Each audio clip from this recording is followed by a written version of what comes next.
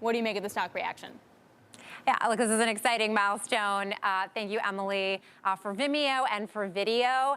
And we're not too worried or concerned about the stock right now. We really think about this market and this business in decades, not years. We're just getting started. We've got great momentum in revenue, profitability, margins, and most importantly, we're building. We launched new features last week. We'll continue to do that this year. We see the demand from businesses for video to continue to be high. And so we just feel like we're coming into this from a position of strength, and we're energized. The focus will be on building value for our customers and ensuring that they're successful with video. Now, Anjali, years ago, Vimeo had dreams of taking on Netflix in original programming. It wasn't working out, and you had this idea to give video software tools to businesses, to pivot to the enterprise. You pitched that to the CEO of IAC. He said yes, and that's the idea that's really taken off. You've got customers as big as Amazon and Starbucks. But perhaps investors today are wondering, what is that next phase of growth? How big can this idea really be? How do you answer that? Yeah, our next phase of growth is fulfilling the mission that myself and our team set out to do in 2017. And the reason it's such a long-term opportunity is because the market, if you think of it as every business in the world, there are hundreds of millions of businesses, both small and large. The vast majority are not using professional quality video today. And if you think about all the ways that we communicate at work, email, chat, in marketing, on social media, image, text, video should be a first-class citizen, and it's not because it's so hard. And so we actually look at our market. We have 1.5 million customers today. That is a teeny tiny sliver of the market. And so we think that there is plenty of runway and growth for Vimeo, again, not just for quarters and years, but decades, just given the power of video and the fact that it should be used by every business in the world. Being in the video business myself, I can understand that. It is hard, and yet video is available, as you say, on nearly every social platform. Of course, YouTube has big ambitions in this space. How do you see the competition that's giving away these tools for free? Yeah, in many ways, we don't think of YouTube and Facebook and others. They're not competitors. They're really partners.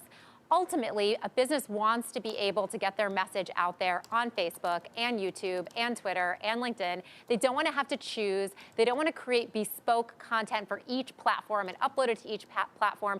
And Vimeo actually enables that. We enable you to create content and distribute it everywhere. And so we're actually a really valuable partner. And we are partnering. We're partnering with all of those platforms today. We have a creation app called Vimeo Create that actually helps businesses make content for those platforms, and they like it too, because ultimately we're helping businesses put video out there, and these platforms know video performs better than image and text. It's more engaging. It's why it gets prioritized in news feeds, and so it's actually a good thing for the ecosystem overall.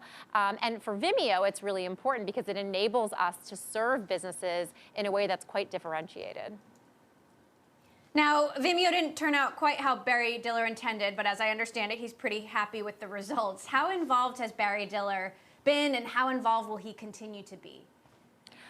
Barry has been an incredible champion of Vimeo over the years, and I think the role that he has played is really one in encouraging us to think always long-term, to have a forever timeline, and to be bold and to remember not to get distracted by the noise of a quarter or a stock price, but really, are we building lasting, enduring value for customers? Are we building an excellent product?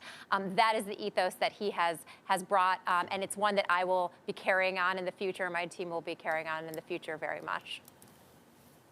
Now, video platforms have long sort of struggled with misinformation and hate. It's something that, obviously companies as big as Facebook and YouTube, they haven't gotten a handle on this despite having massive resources. What is your strategy there, and how do you intend to meet that challenge? Well, first, we take our responsibility as a platform in ensuring that we have a safe and supportive environment and community very seriously. We invest a lot in our trust and safety efforts and our content moderation efforts, and we're always evolving. We're always looking at our guidelines and making sure that they reflect the realities of our world, because it is constantly changing.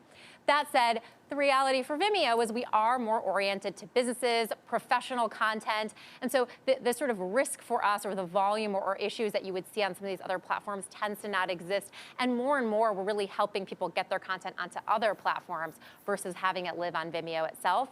So I think it's expected to be sort of less of sort of a feature for us the way it is for social media platforms, but nonetheless one that we take very seriously and will always commit to being responsible on. Anjali, good morning. It's Guy in London. My experience of this pandemic has been to spend a lot of time on Zoom calls. You have integration with Zoom, and I'm wondering how that is going to develop going forwards and whether or not you see that relationship becoming deeper and more symbiotic going forward from here. Yeah, look, I think Zoom is obviously powering meetings, video conferencing, one-to-one and small group interactions. We're really focused in another area, which is professional quality video being used to broadcast to one-to-many events like town halls, or making video ads on your phone for Instagram, or using video in customer support or for product demos. So I think it's quite complementary, but I also think you'll just continue to see the same way that we now use video for every small group interaction. We're basically trying to do the same thing for all the other touch points that video can be used for. A great example, last week we launched a corporate video library. It's a central hub where a company can host all of their video content, including those Zoom recordings, but everything else as well, in one secure, beautiful, intuitive, searchable experience. And so I think you'll continue to see sort of that relationship being symbiotic. I also think that this market's going to get more competitive over time. Again, it's a huge market. We're very early, but we've spent 16 years building incredible tools and technology, professional quality in video. We have an incredible amount of institutional knowledge and expertise. And so we feel like we're really well positioned to be the leader in the long term. Well, on that note, Anjali, the pandemic has, of course, accelerated video, the need for video for all of us, for your customers. And I'm curious how that need and demand for video evolves post-pandemic when we fully return to work, when life goes to some sort of a new normal. Will we need video as much? Will the growth keep up? Yeah, it's really hard to predict exactly how demand will move, but what I can tell you is that we think that the demand for video is enduring. We think every signal we see tells us that we are going to settle at a new normal that is clearly elevated above what it was pre-pandemic. All of these businesses that are using video now, once you've live streamed an event to all the people who couldn't make it, it's very unlikely you're going to go back to only having in person. You'll see a lot of hybrid models for sure, but video will play a really important role.